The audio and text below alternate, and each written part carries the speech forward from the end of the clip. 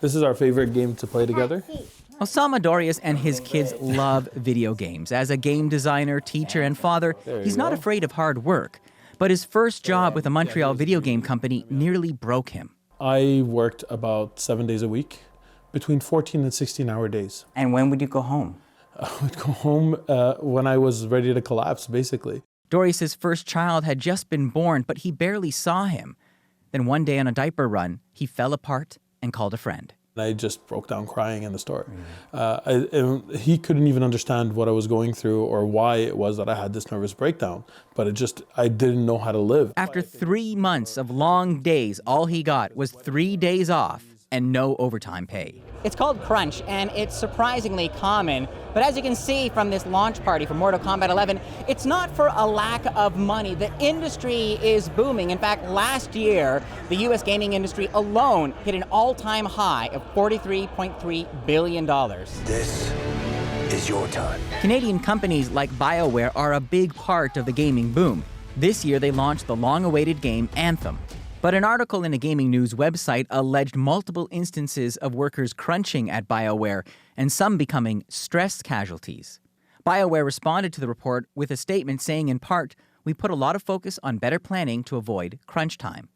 Yet in a 2017 survey of game developers, 53% said crunch time was expected at their workplace. Let's go! CBC News asked BioWare and other top gaming companies for interviews about crunch. None would talk. Hey, Luke. BioWare co-founder Trent Oster left long before Anthem, but he was with them for 15 years.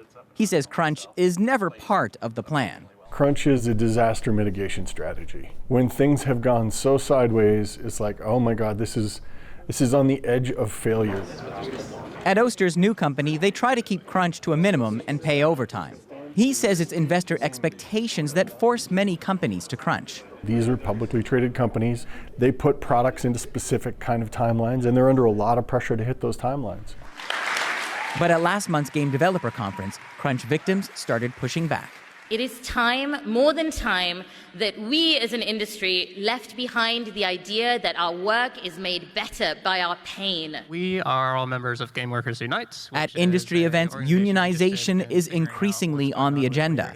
In Canada, the International Game Workers Unite movement is attracting new members as crunch culture forces people out of the industry. When people hit 35, they leave the industry because they can't keep up with the amount of work that's required of them, while they exploit the passion of young workers who've always wanted to make games. Don't do the overtime, it's not worth it. After his first experience, Osama Dorius looked for a gaming company with a better work-life balance. For him, the price he paid was too high. I lost months of his life that I'll never get back. Yeah. It's not worth it. As the anti-crunch conversation grows, he hopes more Canadian companies will start listening. You're more than welcome. Eli Glaster, CBC News, Montreal.